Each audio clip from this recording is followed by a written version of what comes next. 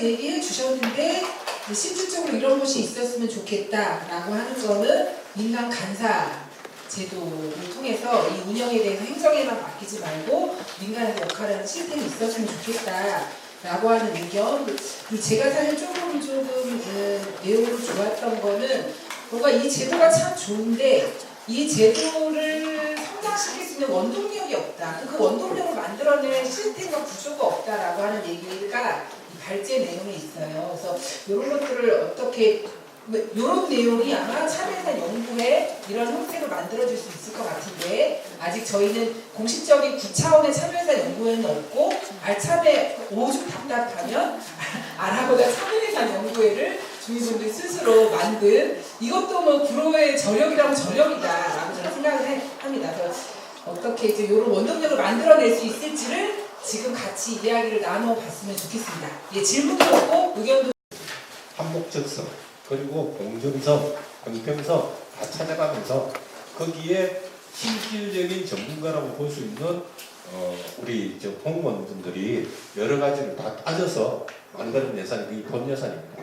근데 이것만 갖고는 주민들이 피부에 와닿는 자기의 절실성, 자기가 진짜 필요한 거, 내가 지금 이미 구청에서는 계획을 하고 있지만 내가 지금 이게 너무 힘들다. 난 이런 게 좀 있으면 좋겠다. 라고 했던 부분, 그런 부분을 반영할 수 있는 게 바로 참여예산 제도라고 생각합니다.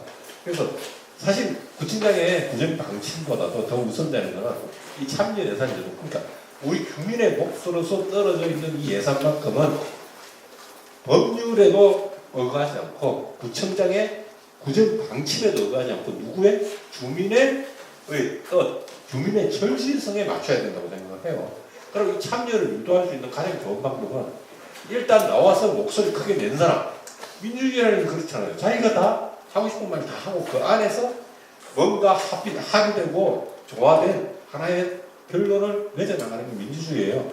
그렇다 그러면 다 자기 나와서 지가 나오지 않으면, 지가 말하지 않으면 권리 없는 거예요.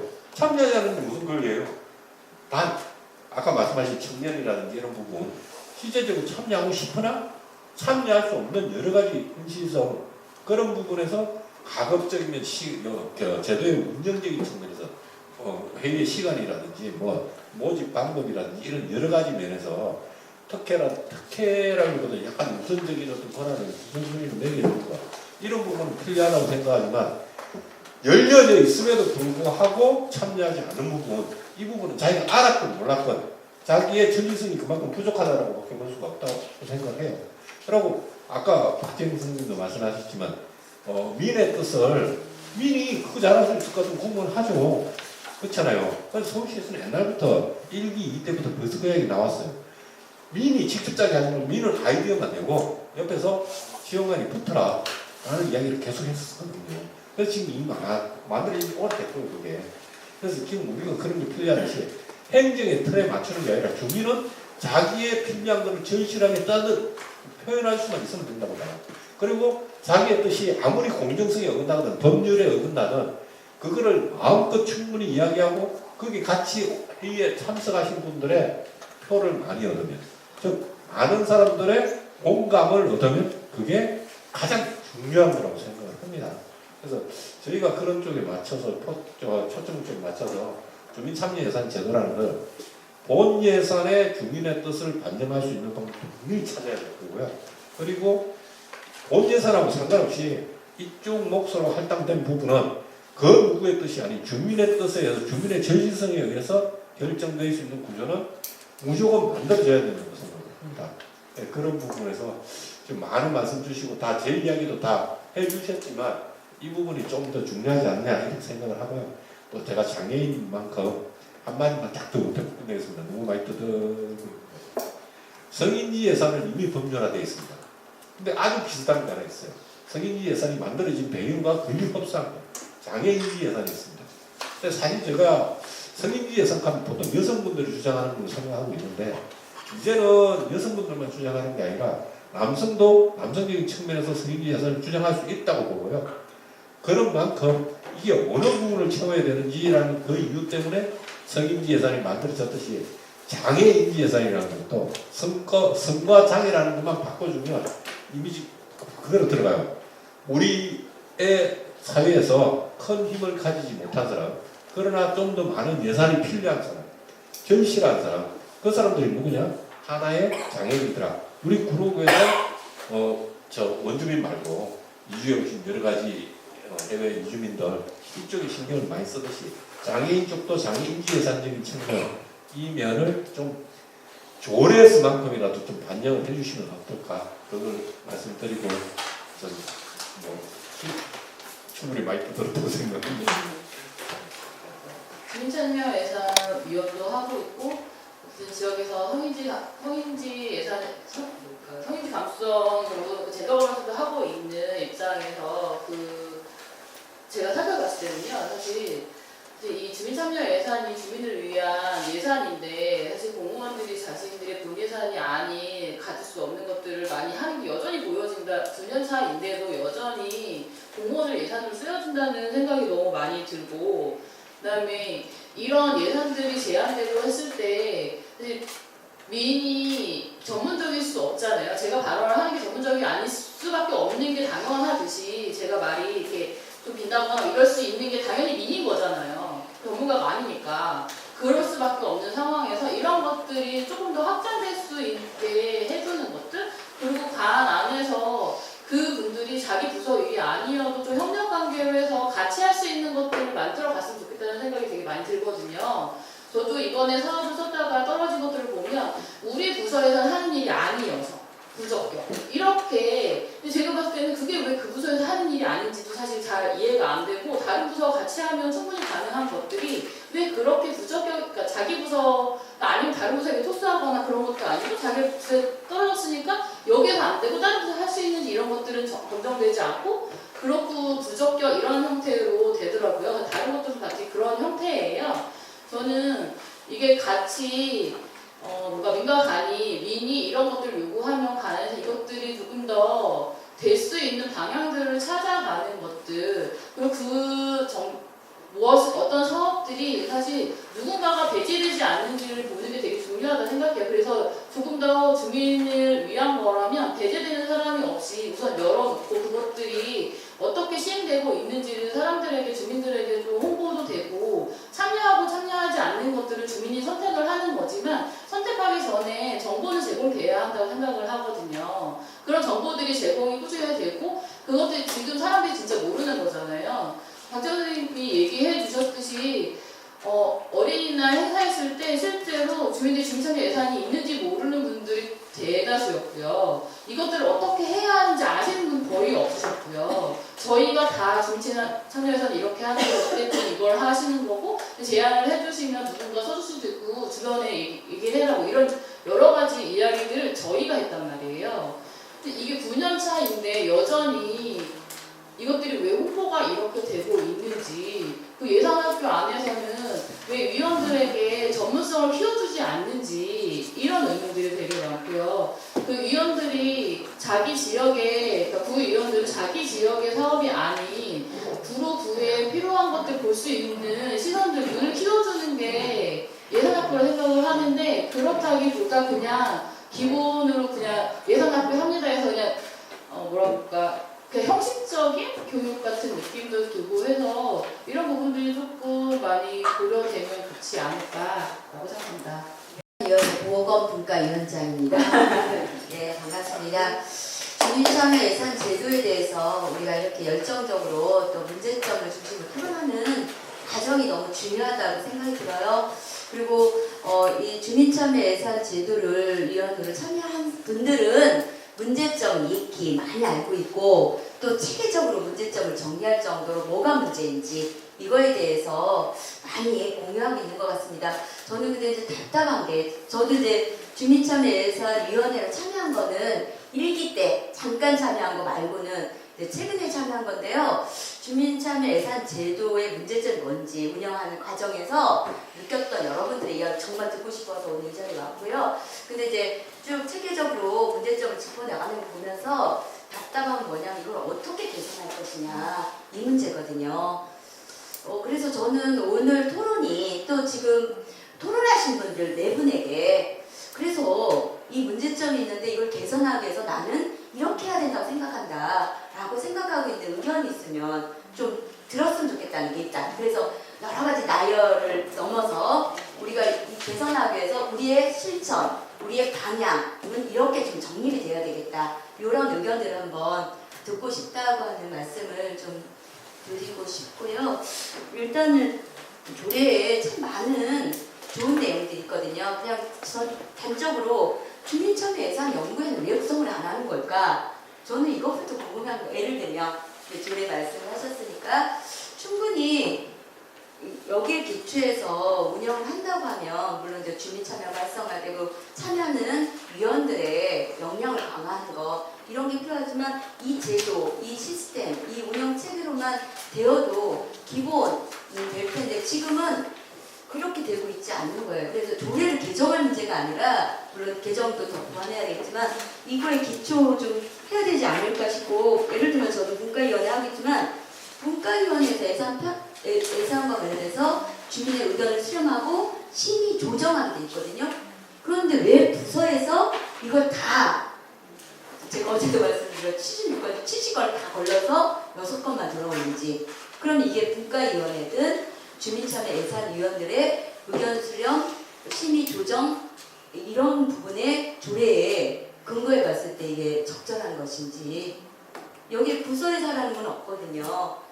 주민참여 예산위원회가 그런 권한을 가지고 있다고 명백히 나와 있는데 해석을 유리한 대로 하면서 부서에서 다 하고 있는 걸 우리는 그냥 관행적으로 보고 있다는 거죠.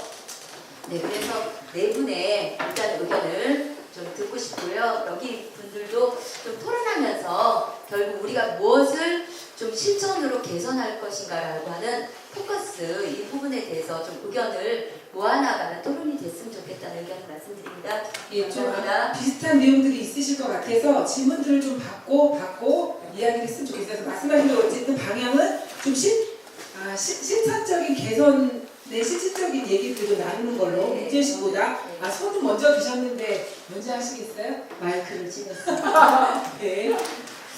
저는 돈과 숫자에 별로 안 친해서 참여 예산에 별로 관심이 없었는데요. 그래서 저 처음이거든요, 이 활동을 하는 게. 근데 그러니까 아직 총회까지 안 해봤기 때문에 제가 완벽하게 이 소감을 얘기하지 못하지만 지금까지 느낌으로는 이건 돈의 문제가 그러니까 숫자의 문제가 아니라 운영의 문제를 되게 많이 갖고 있구나 하는 느낌을 받았어요. 그래서 저희가 우리끼리 모여서 관 얘기를 하면 못하나 싶어서 지금이라도 우리가 좀 개선할 수 있는 얘기들을 해봤으면 좋겠다 싶어서 마이크 잡았는데요. 조금 전에 우리 유선희 대표님 말씀하신 예를 들면 그런 연구소? 연구회라고 됐나요? 이거 알참회 하시는 분들도 많은데 그분들 모임하시면서 그냥 가서 우리 연구회요 하면 왜 안 되는 건지.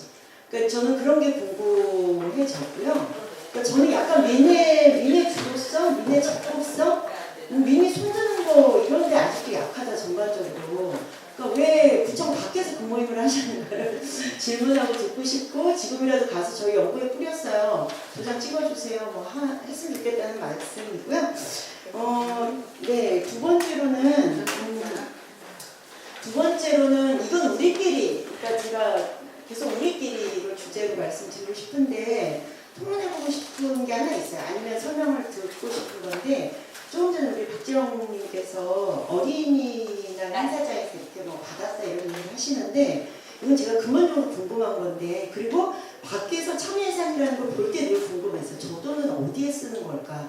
라고 했던 건데 그러니까 저는 돈이라는 게 있으면 돈을 쓰는 방식은 두 가지가 있는 것 같아요. 그러니까 크고 생생나고 잘 보이게 쓰는 방식 아니면 아주 작게 생활 밀착형이지만 어디다가 누가 썼는지 전혀 티나지 않고 그 둘 다의 장단점이 좀 있는데 지금까지 구로는 후자의 방식이었던 것 같고 지금 예를 드시는 거 보니까 여전히 그러니까 개인의 참여 방식 말 그대로 참여라는 것을 살리기 위한 방식들을 시민사회도 가지고 계시는 것 같은데 저희가 다 아시다시피 이제 혁신교육 몇 년 하면서 혁신교육도 그렇게 했었거든요. 근데 시간 지나고 나니까 그 예산들이 쌓여서 지금 한 150억 규모를 썼을 거야. 한 7년 됐으니까. 시간 지나고 나니까 이렇게 증발하는 방식으로 예산을 쓰는 게 적절한가 맞는가 이런 게 조금 의문이 들어서 여기서도 질문을 해보는 거예요. 예를 들면 성북이었나요? 그런 데는 참여 예산을 그 이제 뭐 놀이터 친환경 놀이터인가요? 아까 우리 선생님 그 비장의 놀이터 이거 보여주셔서 그런 것 같은데 그런 연도에서 생각이 난 건데 그러니까 그런 식으로 집중해서 지역사회 전체가 하나의 의제를 만들고 그 의제를 해결하기 위해서 이 예산을 쓰는 방식 즉 참여를 그 개인의 참여, 개인의 아이디어로 참여하는 방식보다는 뭔가 이슈를 던지고 주제를 던지고 그 주제를 해결하는 방식으로 그러니까 어린이가 행복한 그래서 지역사회 전체 어린이의 눈으로 모든 문제들을 찾고 시설을 보고 이러면서 해결하는 방식 이렇게 좀 집중해서 쓰는 방식에 대해서는 어떠한가라고 한번 여쭙고 싶고요. 마지막 죄송합니다. 그래서 마지막은 저도 조례가 계속 궁금했는데 꼼꼼히 볼 기회가 없어서 지금 봤거든요. 지금 말씀하시면서 몇 가지 봤는데 앞에 유선 대표님 역시 지적하신 것처럼 그리고 많은 분들이 얘기하는 것처럼 공무원이 적격 부적격을 심사할 수 있는 기준이 조례 없습니다.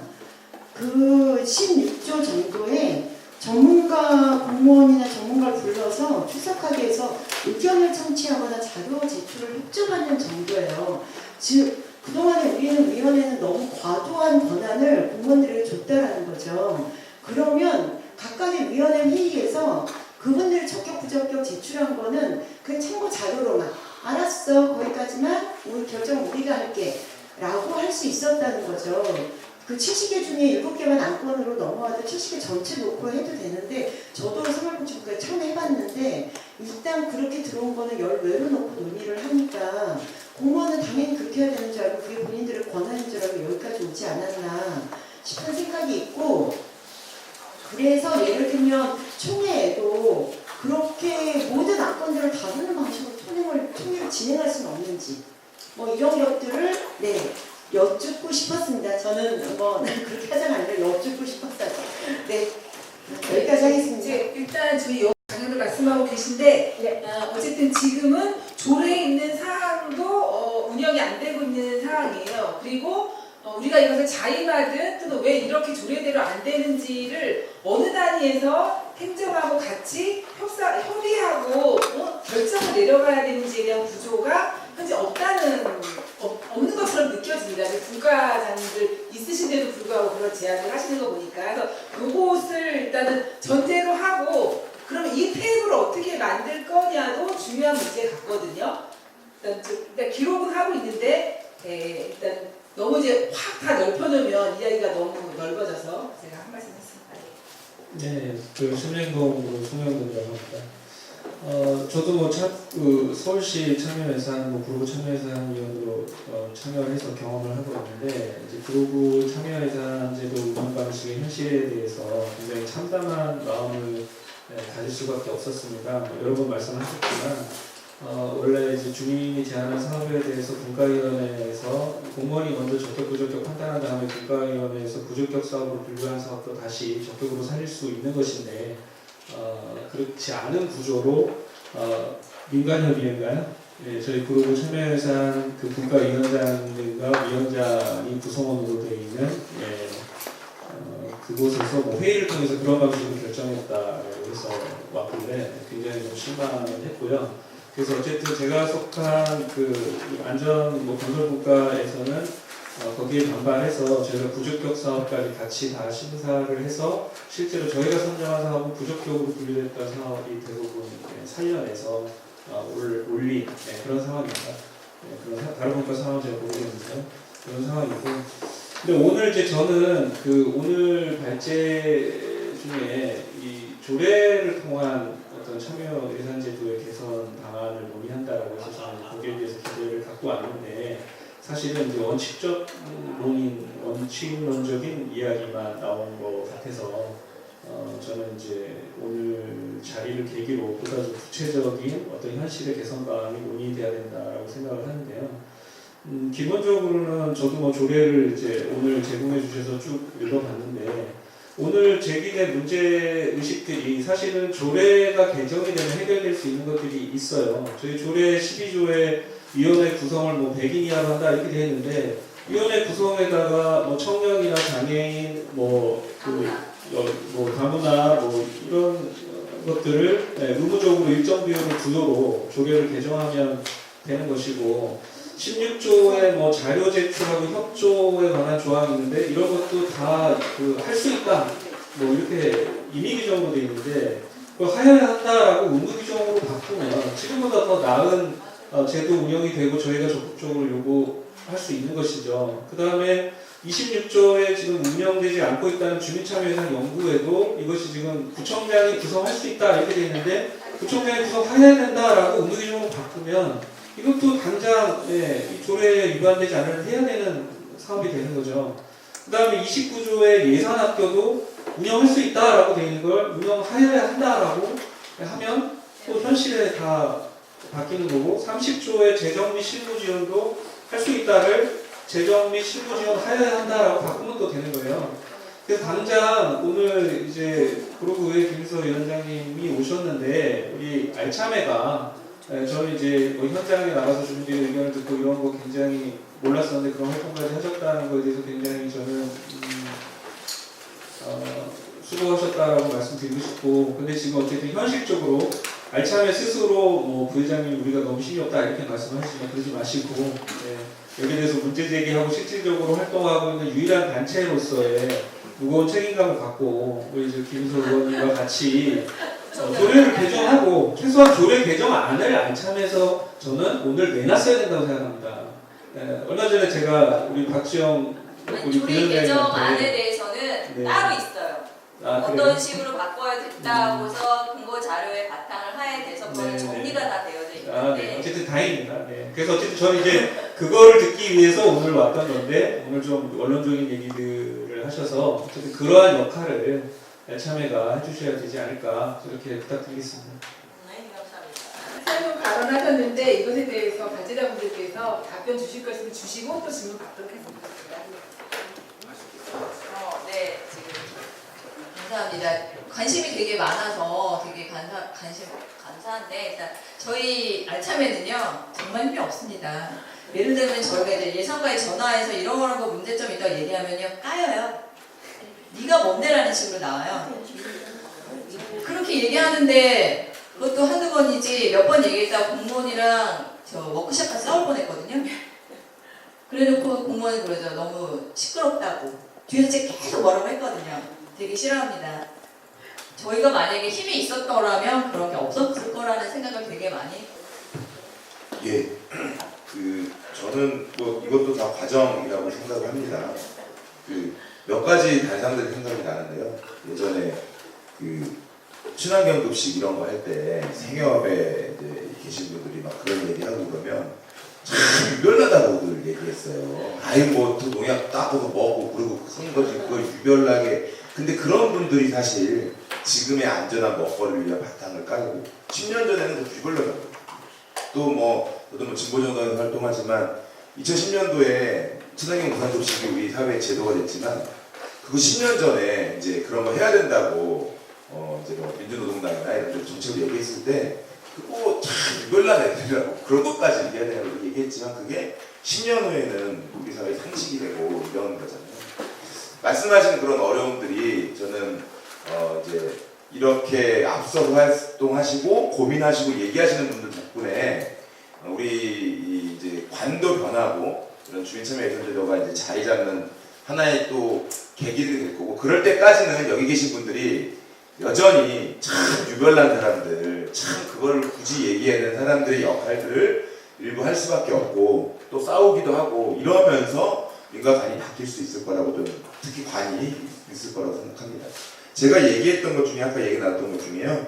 우리 또 센터장님도 말씀해 주셨는데 그래서 저는 이런 얘기를 했어요. 예산의 보편성을 넘어서 주민참여 예산의 특별성을 좀 우리가 좀 주목하자 이런 얘기를 드렸는데 이건 그냥 제가 이제 명명한 거지만 물론 예산 집행이라는 건 누구나 다 어느 예산이나 주민의 혈세이기 때문에 뭐 어떤 그런 법을 어겨서 사용할 수는 없죠. 하지만 이런 특별히 이런 부분에 있어서는 그런 자율성과 이런 것들을 강화하고 뭐 이제 뭐 이제 선거법이라든가 뭐 각종 이제 여러 것들이 다 걸리거든요. 이런 것들에 대한 해소할 수 있는 길들을 제도적으로 만들어서 아니 우리 이렇게 예산도 잘 알고 행정도 잘 아는 사람들이 구로구청만 해도 공무원들이 1,300명 있고 서울시만 따지면 그 많은 사람들이 있는데 그 방법 하나 못 만들겠습니까? 그래서 저는 그런 식으로 좀 반영을 했으면 좋겠다라는 의견을 좀 드리고 싶고 답변을 드리고 싶고 그리고 우리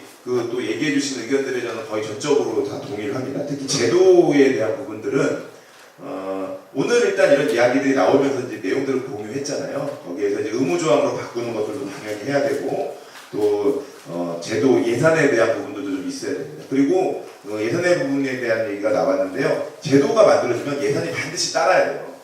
제도 그게 만들어져도 어느 수준으로 이제 뭐 만들 거냐, 운영할 거냐 이게 다 다르거든요. 예를 들어서 우리 주민참여에서 연구회를 만들더라도 만들어만 놓고 뭐 1년에 한 번 할 수도 있는 거고요.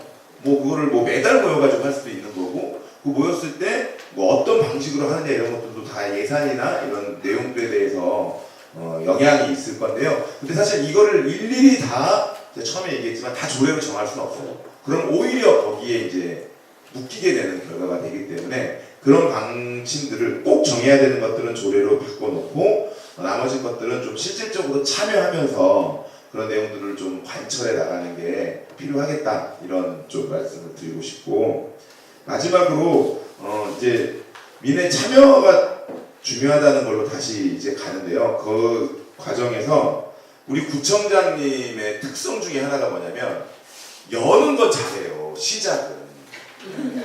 그 맨날 자랑하시잖아요. 우리 주민참여 10년 전에 우리가 참 최초로 했다. 우리 어린이 도서관 뭐 백호점을 만들었다 이런 건 해요. 근데 어린이 도서관에도 요즘 제일 문제는 뭐냐면 3년 5년 지나면서 내부적으로 실질적 운영이 굉장히 어려워서 자원봉사자들의 어떤 열정만으로 운영을 하다가 지금 어려움에 봉착한 애들이 굉장히 많아요. 아시죠? 아마 그런 데 근처에 계시면 알아요. 근데 그 현장의 목소리를 잘 못 들으세요. 그러니까 이게 백호를 만들었어요는 얘기를 하는데 현장의 목소리 잘 못 들어요. 우리 주민참여 예산제도 많이 오래전부터 했어요. 우리 예산 다른 거에 비해서 꽤 많이 하고 있어요. 그리고 이런 노력들을 많이 하고 있어요. 그건 좋은 얘기지만 현장에서 이런 나오는 목소리들을 적극적으로 좀 들을 수 있어야 하고 그러려면 그런 얘기들을 많이 이런 자리를 통해 해주시는 게 필요하고 저도 그런 내용들을 전달하고 반영하는 역할 이렇게 좀 해나가겠다 이런 얘기를 좀 드리고 싶고요.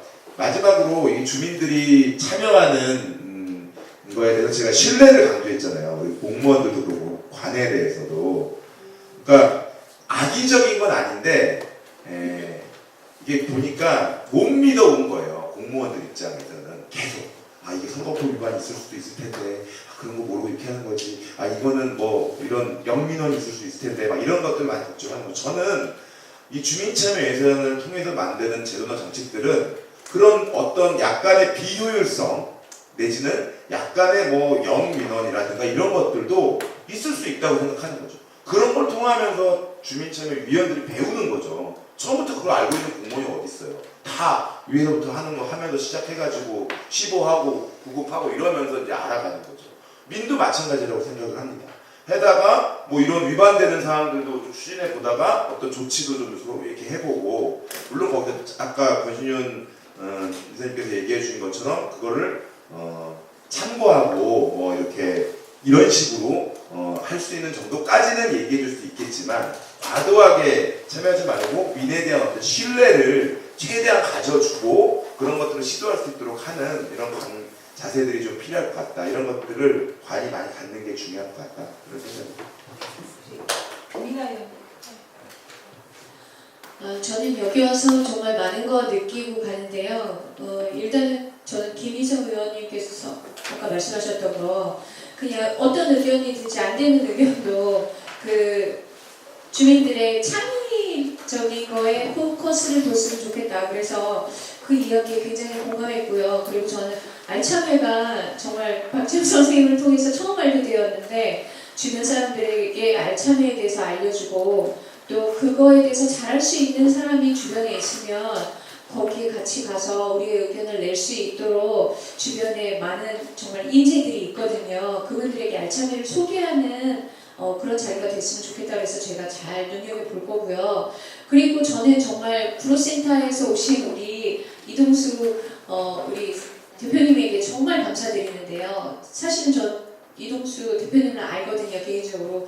여기 와서 제 이름을 불러서 저 깜짝 놀랐는데 저는 우리 대표님이 이렇게 이 자리에 오셨다는 것만으로도 되게 감동이에요. 그리고 오셔서 본인의 이야기를 하시는 거잖아요. 그런데 제가 인공교육을 하러 다니는 사람으로서 정말 우리는 지금 당장 장애인이 아니어도 나이 먹으면 우리 다 장애인 될 거잖아요. 그래서 우리 구로구가 정말 다른 구에 비해서 턱도 없고 계단도 없고 정말 무장의 구로구가 된다면 구로구를 떠날 노인분들은 없을 거고요. 구로구를 떠날 유모차 밀고 다닐 엄마들도 없을 거예요. 왜냐면 어딜 가도 편리하게 잘 되어 있을 테니까. 그래서 모든 시설이 장애인에게 잘 되어 있는 유니버셜 디자인이 된다면 우리 모두 편안한 그런 구로구가 될 거라고 생각되고요.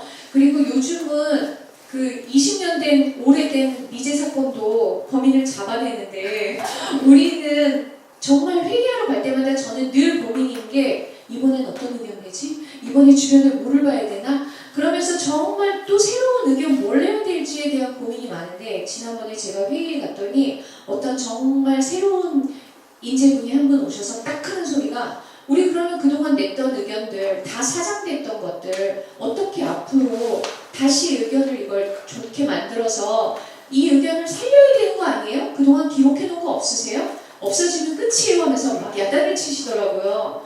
우리가 어렵게 낸 의견 다 없애지 마시고 좀 살려서 다시 미제 사건을 해결해 주셨으면 감사하겠습니다. 네. 아무리 얘기를 하는 건 아니고 우리 이동수 대표님은 엄청난 활발하게 동네에서 활동을 하고 계십니다. 네, 네. 아니 저 지금 아직 안 끝나고 일단 질문에 대한 1차 답을 좀 들어본 거고요. 오늘 그 분과장님으로 살면산에서 활동하시는데 근데 실제로 있잖아요. 이게 주민참여예산위원회 우리가 지금 세미나 하는 게 중요하잖아요. 실제로 제가 이걸 겪어보니까요. 주민참여예산위원회 우리가 예산이 작년에 12억에서 올해 15억으로 늘었어요. 그리고 동 예산도 매칭 사업을 하고 2,000에서 2,500을 늘었는데 실제로 저희 그 행정복지위원회에서도 보니까 우리가 올린 그 안건이 14개가 있었는데 14개가 다 캔슬됐어요. 하나도 안 올라가 있고요. 그 다음에 시에 올라가가지고 떨어진 예산이 다시 우리 구로 내려온 예산이 5건 있더라고요. 그 예산을 갖다가 우리 편성하라고 그러더라고요. 근데 실제로 중간에 그 14개의 안건이 떨어진 거, 안 된 거에 대한 있잖아요. 이유라든지 동기라든지 이런 거에 대해서 얘기 한마디도 없었어요. 구청에서. 그리고 그래가지고 저희가 그 중간에 그랬고 분과회의를 할 때 그걸 얘기를 해달라고 그랬더니 와가지고 그분들이 얘기하는데 와가지고 설명을 했어요. 했는데 실제로 이치 보면 진짜 올린 거에 대해서 예산에 대해서 실제로 정확한 답변이 없고요. 왜 안 됐는지 정확한 얘기가 없습니다. 그 답변을 하더라도 좀 애매모호하게 얘기가 되더라고요. 참 예산은 올라가는데 저희가 이제 예산은 확보는 되는데 예산을 어떻게 쓸지도 모르고 그 구에서 우리가 보면 우리가 그 결론이 쓰는 것 같아요. 항상 제가 보면요. 결론이 안 되는 이런 심정인데 이거 참 이런 걸 좀 고쳐 나가야 되는데 그게 잘 안 되고 있습니다. 지금 현재. 진짜 그 예산 아까 그 알츠메도 있는데 가가지고 실제로 얘기를 해도요. 저희도 전화를 해도 우리 위원장님들도 얘기를 해도 구에서도 뭐 그분들도 있지 그냥 얼렁뚱 넘어가려고 그러는 그런 부분이 많더라고요.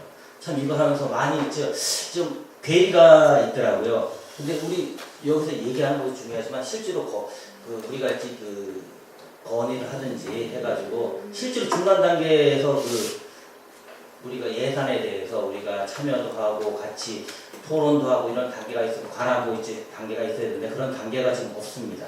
근데 중간에 막 그런 단계를 안 거치고 그냥 우리 보고 예산지 그걸 해달라 그러니 그런 참 예산이 하나가 안 맞아요. 앞뒤가요. 그러니까 그런 걸 많이 여기 김석 위원님도 있지만 그런 거를 좀 고쳤으면 좋겠습니다. 네. 이제 실제로 이게 우리 세미나도 중요하지만요. 실제로 제도 개선이 필요해요. 제도 개선이 지금 안 되고 있습니다. 중간에 우리가 예산을 해가지고 올린 거에 대한 그 토론이 있어야 되는데 토론도 하나 없고 그런 무슨 예산이 이게 반영이 되겠습니까? 좀 그런 걸 많이 개선했으면 좋겠습니다. 예, 감사합니다. 몇 년 차 참여회산 위원님이신가요? 3년 됐습니다. 아, 3년 되셨나요? 아, 네, 우리 이분 대표님. 성함을 잘 모르겠는데 이제 회장님, 국가회장님 말씀 들으니까 너무 답답함이 그때 저도 한 4년 하면서 그때 그 답답함이 다시 막 올라오는데 하나 변화된 게 없어요. 맞아요. 그래서 주민들이 아이디어 다양한 제안을 현장의 생활에 살고 있는 통반장님들 정말 오랫동안 지역을 지켜가는 주민들이 너무 정말 새로운 아이디어를 내도 다 잘리는데 이유도 없어. 답변도 없어. 그렇기 때문에 참여해서 할 필요가 없다는 거예요. 지금 그런 예, 위원으로서 역할을 하고 싶어서 할 수가 없다. 의미 없지 않냐. 우리의 그런 제안이나 활동이 아무짝에도 도움이 안 되는데 못하러 하느냐. 이게 사실은 제가 이제 참여해서 위원으로 활동을 하면서 그런 정말 불만과 안타까움과 몰매 소리들이 이제 막 올라와서 그때 이제 설문조사를 통해서 평가를 했었어요. 그리고 개선을 해야 된다. 개선안도 제출하고. 그래서 구청을 통해서 들었던 답변은 일단 하나는 운영 시스템이 굉장한 문제가 있습니다. 한 지금은 12억에서 올해 15억으로 예산이 확보는 됐다고 하지만 그 예산을 구현할 수 있는 구현되는 운영 체계가 없어요. 기획예산과에 그냥 그 팀의 한 분 정도? 중부서지만 이 예산 총회 1년간의 활동을 직접적으로 운영하는 주체는 한 명이세요. 그분은 기획예산관리만 하지 않습니다. 그래서 저는 전체 구로구의 참여 예산의 예산의 12억에서 15억 총 예산이 확장되면 될수록 독립적인 운영 체계를 구축하고 그에 따른 운영비를 확보를 해야 되는데 운영비도 한 2천에서 3천밖에 안 될걸요. 그래서 주민들이 들러리가 될 수밖에 없는 거예요. 분과회의도 일주일 전에 알려주면 다행이죠. 이틀, 3일 전에 알려줍니다. 그리고 직장 다니는 위원들은 참여도 못해요. 다 낮에 하기 때문에. 청년들이나 여성들이든 다양한 계층이 참여해야 한다고 하지만 실제 운영을 낮에 그것도 이틀, 3일 전에 연락해서 회의가 조직이 되면 그 운영을 할 수가 없는 거죠. 현재 상황은 그렇다는 생각이 들어요. 그래서 제도를 개선하고 예산을 확보하고 운영 체계 시스템을 만드는 거. 그러니까 종합적 대책이 필요한데 이 종합적인 대수술을 할 수 있도록 10년이 됐기 때문에 내년이면 10년이라고 하니까 저는 그 조례 개선을 위한 TF팀을 구성하고 그러면서 조례를 개선하면 개정안에 따른 예산을 확보해야 된다고 생각하거든요. 그 조례 안에 구체적인 독립적인 기구를 만들고 독립적인 운영 체계를 여기에 연구회까지를 그렇게 실질적으로 운영할 수 있는 방안을 담는 그런 조례 개선안, TF팀 이런 게 좀 구성이 되고 오늘의 이 토론회가 그런 방향으로 조금 더 발전했으면 좋겠고요. 그것이 지금 현재 민관협치라고 하는 어쨌든 민과 관이 함께 협치를 통해서 운영 현실화해보자라고 민의 참여를 현실적으로 코어하는 그런 조직이 지금 있지 않습니까? 그 역할들을 좀 더 강하게 갖고 진행이 됐으면 하는 생각이 듭니다. 그래서 문제의식과 개선 방안을 이기미 대표님께서 요약을 해주신 것 같아요. 그래서 조례 아까 우리 송영 대표님도 말씀하셨듯이 이 자리에서 개정안이 나올 줄 알았다라는 기대는 논의는 한번 하셨지만 안으로서 제출은 안 됐고요. 그래서 조례 TF를 구성하는 것과 아까 우리 김선생님께서 말씀하셨던 구청장님이 시작은 잘하시는데 그 이후의 과정에 대해서 별로 이렇게 관심을 갖거나 현장의 소리를 듣는 실태는 없더라. 그래서 구청장 아마 시도를 해보시기로 하셨을 것 같은데 구청장 미팅을 좀 저희가 이 공론장 이후에 좀 잡아서 여기서 나온 개선안을 가지고 한번 자리를 만들어 보면 어떨까. 맞습니다. 네, 이런 노력들도 양측에 같이 하면 아까 말씀하신 대로 조금 10년차에는 좀 변화를 가질 수 있을 거라고 생각을 하거든요. 그래서 마이크 좀 갖다 주시겠어요? 네, 제가 지금 의견을 모아서 말씀드린 두 가지 안에 대해서 여기서 동의와 참여가 필요할 것 같습니다. 일단 조례 TF 하지 말고 연구회 합시다. 저는 김희석 의원님에게 이런 자리에서 공식적으로 요청하는 방식 괜찮은 것 같아요. 그래서 토론에 오셔서 주민들의 요청 받으신 걸로 하고 김희석 의원님이 구의원 2명 참여해야 되네요. 연구회를. 저희가 토론에 와서 그냥 서로 좋게만 하고 끝낼 일이 아니라 그냥 분명하게 저희가 요구하는 걸로 하자고요. 그래서 요구 받으신 걸로 해서 연구회 왜 시행 안 됐는지 질의하시고 구성 계획에 대해서 물어보시고 이러면서 하고 그 연구회 안에서 조례 개선 논의하시고 제도 개선 논의하고 그렇게 진행하는 게 낫지 않을까 하는 그럼 이 제안을 안에 드리고 싶고요. 있는 구성에 알참에 만약 연구의 구성 자체도 조정 들어가야 돼. 필요하시면 뭐 그거는 이제 의견 주셔서 조례 개정할 수 있는데 저는 여기서 할 수 있잖아요. 관련 분야 종사자 박지영님 아니신가요? 그러니까 여기 계시다가 어쨌든 근데 여기서 간사가 구에서 하기 때문에 예. 이러면 또 간사 중심으로 갈 수밖에 없어요. 이거를 근데 민간으로 가져오지 않아요. 아니 구성을 하고 구성하자 해서 사람을 누구 넣을 것인가 이제 그건 우리 숙제인 거죠. 그거야말로 이제 의원님이 중재도 해주시고 해야 될 문제인 거고. 구성 권한이 구청장에게 있기 때문에 저희가 구성해서 그걸 구청장에게 제안한다고 하더라도 지금까지 구청장의 모습을 보면 그걸 그대로 받아들일 가능성은 없다라고 보는 거죠. 근데 저는 모든 게 민간 협치, 이것도 협치잖아요. 협치에서 첫수를 배부른 건 없어요. 그러니까 지금 여기서 나오는, 모르겠습니다. 제가 여러분의 앞에 발제를 들었을 때 모든 분들이 공히 얘기하신 게 연구에 조차하지 않았다라고 저는 들었기 때문에 연구에 시작하자.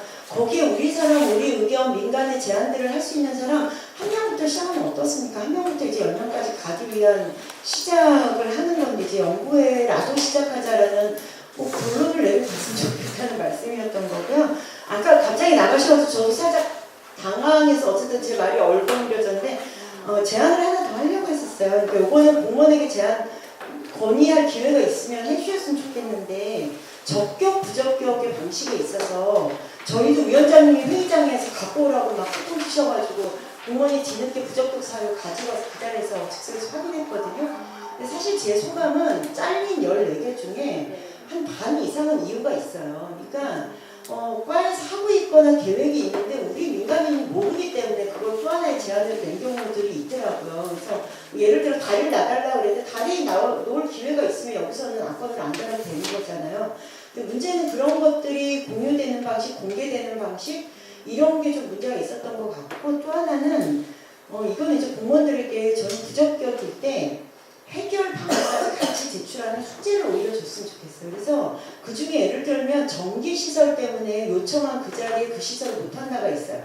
그럼 그 전기를 옮기고 우리 주민의 요구를 최대한 받아주기 위해서 예산이 얼마가 드는지 공개하면 그거 보고 주민이 선택할 수 있는 거예요. 이게 참여의 취지를 살리기 위해서는 공무원 부적격 세 단어를 줄 게 아니라 이게 되게 하기 위해서는 이런 게 필요합니다. 라고 상호 설명하고 토론하고 생각 여지를 주는 방식으로 개선이 됐으면 좋겠으니 공무원의 답변서 제출 방식을 바꿨으면 좋겠다. 적격, 부적격을 넘어서서 협치에서도 그래서 마찬가지로 적격, 부적격이 아니라 보류나 재검토나 이런 용어로 가져가자 이런 논의를 외부에서도 한 적이 있는데 그런 식의 개선 건의들이 전달이 됐으면 좋겠습니다.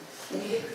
잠깐 그 부분까지도 제가 보기 이 부분까지도 저희가 개선사항을 얘기하지 않았던 경험이 있는 게 아니니까 일단 그거 일단 뒤로 하고요. 이 조례 개정이든 구청장님에게 어떤 개선안에 대해서 미팅을 갖고 이런 과정을 어떻게 밟아 나갈 거냐에 대해서 이야기도 더 풀었으면 좋겠는데 제 생각에는 알참회라고 하는 연구회를 우리가 어쨌든 민간 차원에서 만들었잖아요. 그것이 꼭 조례에 의한 연구회는 아니더라도 조례에 대한 연구회가 생기기 이전까지의 그 역할을 민간에서 자임하고 하면 되는 거라고 할 수 있거든요. 그 이유 가지고 구청장님도 뵙고 그것을 여기 일단은 100% 참여자의 관심을 갖고 참여해 주신 오늘 이 자리에 오신 분들이 그것을 동의하고 같이 만들어 나가겠다. 김희석 의원님까지 포함해서 그러면 그 내용을 이 안에서 만들어 나가면 어떻겠나라고 하는 걸 좀 제안해 드립니다.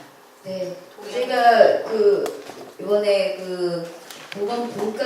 분과위원회 올라오는 것들이 부서에서 다 잘렸다는 이야기를 듣고 주민참여 예산위원장, 부위원장, 분과위원장들이 있는 방에 지역위원장이 있는 방에 이런 부분에 대해서 적극적으로 문제를 제기하자. 그래서 면담을 좀 적극적으로 하자라고 하는 제안을 했어요. 근데 주민참여예산위원장님부터 아무 반응이 없어서 이제 총회 앞두고서 다 결정된 조건에서 뭐 건의해보면 뭐하냐라고 하는 마음도 있었을 거고요.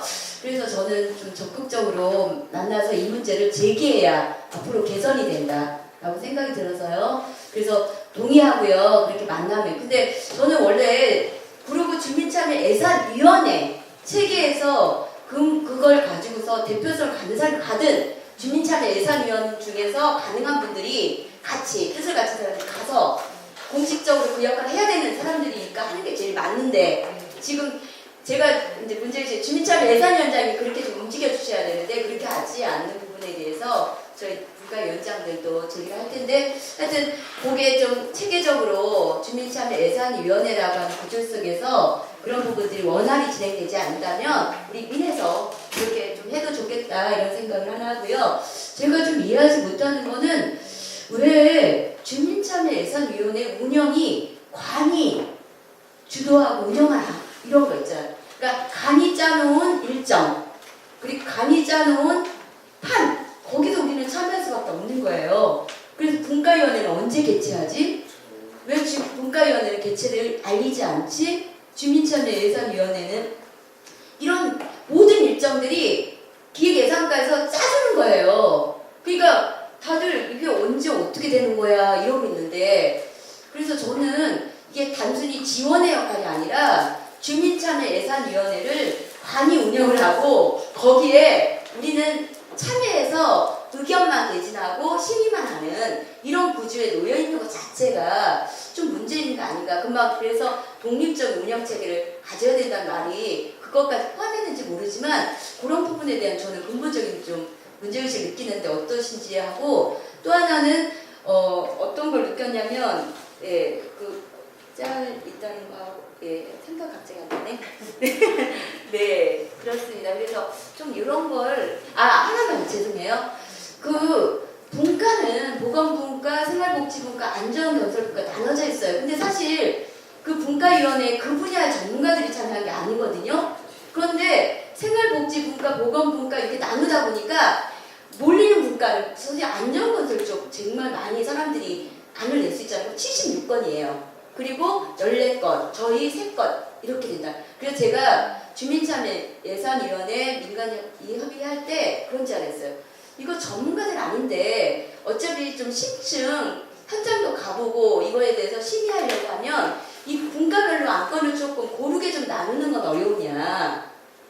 어떤 데는 76건을 어떻게 다루냐. 이거 그냥 제목만 다루다가도 다 충분한 심의가 어려운 거 아니야 이런 제기를 했는데요. 요 부분도 제1분과, 제2분과, 제3분과 이렇게 해서 조금 제한된 안건을 적절히 분류해서 공이 좀 충분한 심의를 할 수 있는 시스템, 구조 이렇게 만드는 것은 어떨지 제가 짧은 경험이지만 그런 문제의식을 느꼈는데 이런 부분에 대해서도 좀 검토해봤으면 좋겠습니다. 네. 궁금해서 여쭤보는데요. 우리 국가위원장님 이번에 민간협의회 회의에 참석하셨었나요? 민간협의회? 네네. 여기 조례에 보면은 구청, 국장, 이 국가위원회 위원장, 부위원장, 주민참여예산연구회 회장 이렇게 해서 민간협의회를 구성하도록 돼 있고 여기서 지금 주민참여예산제도 운영에 관한 사항을 논의할 수 있게 돼 있거든요. 그래서 지금 이 조례대로라면 민간협의회를 열어서 지금 주민참여예산 일정이나 이런 것들을 여기서 협의를 했을 것이고 그 다음에 지금 지난번에 지금 사업이 올라온 방식 공무원들이 적격 부적격을 판단해서 공무원이 판단한 적격사업만 분과위원회에 올리는 방식도 저는 이 민간협의회에서 그렇게 협의했다라고 저는 얘기를 들었는데 그 회의에 그렇지 참석하셨었는지. 않습니다. 그거는 지금 민간협의회는 딱 한 번 열었고요. 이 여름과 가정과 관련해서 오히려 저희는 부서에서 의견을 제안이 되었을 때 그걸 거기서 거르고 전혀 내용에 대해 소통하지 않고 이렇게 하는 부분에 대해서 개선하라고 의견을 강하게 이야기했었고요. 민간협의회에서 한 번 했었어요. 네, 한 번 딱 그러니까 했었고요. 민간협의회에서 초반에. 그렇게 합의된 사항이 아니라는 말씀이신 거죠? 네, 저는 그렇죠. 지금 오히려 그렇게 개선 방향을 제시를 했었죠. 근데 그 뒤에 이런 부분들이 그렇게 정착되도록 계속 압력을 넣거나 요구를 했어야 근데 말 되는데 이상하게 많이 그렇지 되는 거 못한 가정이 안 됐고요. 되죠. 민간협의회 횟수가 연일에 2회? 몰라요. 일을 한 한 번 번 했습니다. 했어요. 끝이에요, 끝. 예. 일단 민간협의회는요 분기별 반드시 1회씩 있게 근데 되어 두번 있었어요. 딱 근데 했어요. 지금 2017년도에 뭔가 올해 한 번 했어요. 그리고 전체 예산 첫 회의를 2월이나 3월 해야 되고 전체 1년간의 사업 계획을 승인받는 게 민간협의회예요. 네. 위에 있는데. 그러니까 결국은 민간협의회나 이런 시스템이 지금 원활하게 진행이 안 되고 상견례 같은 자리였어요. 그렇죠. 그에 따른 위원장님 권한이 아까 어떤 측면 협의회 위원장님이 사실은 계속 요구하고 일정을 잡아야 되고 위원회에게 제시해야 된다. 계속 접촉하면서 요구를 해야 되는 그날 거예요. 우리 한 게요. 예산을 증액한 거하고요. 동 예산을 매칭 사업을 해가지고 2,000에서 2,500 올린 거 그거 한 거예요. 그리고 뭐 그 외에 한 건 없어요. 여기 이성 위원장님도 초반에 했던 거는 상견례 같은 자리였고 상견례식으로 하면서 거기에서 이제 조금 더 건의사항이나 개선해야 될 내용에 대해서 뜨시는 분들이 이야기를 했던 과정이 있었고요. 그리고 이후에는 민간협의회가 개최가 되지 않았습니다. 알았습니다. 그리고 이제 주민자치위원장, 부위원장 저희끼리 이야기하는 자리에서는 이 부분에 대해서 계속 주민참여예산위원장에게 건의하라고 그리고 부서에서 이걸 할 때도 제안을 하게끔 직접 제안을 하게끔 하는 부분에 대해서 이야기했는데 딱 통과된 게 두 개예요. 굉장히 15억을 올리는 거하고 또 하나는 부서별로 제안자가 와서 이야기할 수 있게 하더라고요. 그러니까 그 정도가 반영이 되는. 굉장히 후퇴한 겁니다. 지금 제가 3기, 4기, 4년 동안 진행했을 때 민간협의회는 분기마다 있었어요. 그리고 1년의 예산의 전체 시스템, 전체 1년간의 사업을 민간협의회 회장님이 그러니까 예산위원장님이 그걸 결정하죠. 그리고 보고도 받고. 총회는 총회 전에 협의회 당연히 했어야 돼요. 총회 운영 원칙이나 총회 비율 그리고 투표 방식 다 회의를 합니다. 이런 시스템이 지금 사라진 거예요. 그거 안 했어요. 예, 그럼 문제 제기를 해야 될 것 같습니다. 예. 이거는 그럼 사실 이 자리에서 할 수 있는 게 아니라 총회에서 하셔야 되는 기준인 것 같아요. 총회에서 그래서 원래 총회 준비를 민간협의회에서 모여서 협의회 그러니까 분과위원장들이 총회 준비를 했어요. 올해는 총회 준비한 게 하나도 없어요. 반만 했어요. 반이 나가고 지금 일정도. 그러면 그러면 이미 10월 17일 일정도 간이 처음에 짜고 이거 주민총회는 10월 17일 날 합니다. 이런 거죠. 그래서 저는 이제 제가 주민참여예산위원회 들어오게 된 게 우리 4기 주민참여예산 그 총회가 엉망으로 진행됐다라는 이제 신문 보도를 보고 들어오게 된 건데 지금 그 올해 예정된 주민참여예산 총회도 좀 이런 상황에서는 사실은 정상적인 총회다라고 볼 수 없을 것 같아요. 그렇다면 그 총회를 지금 어떻게 치를 것인가 얼마 안 남았는데 그거를 지금 사실은 지금 말참여라든가 주민참여예산에 관심 있는 분들이 고민해야 되지 않나 이 자리로부터라도 뭐 방법은 여러 가지가 있겠죠. 만약에 지금 이제 그 분과위원장님들이 포함된 카톡방이 있다면은 문제점을 제기를 하고 그 회의 시간 구청이 일방적으로 정한 회의 시간과 장소를 거부하고 그런 다른 곳에서 모여가지고 저희가 올해 진행된 주민참여예산 제도의 문제점을 그 참여예산 위원들하고 같이 논의하는 자리를 만들 때 사실상 구청의 일정을 거부하는 거죠. 그러한 시도를 해볼 것인지 그런 것들에 대해서 우리 좀 국가위원장님들하고 알참회가 좀 고민 좀 해주셨으면 좋겠습니다.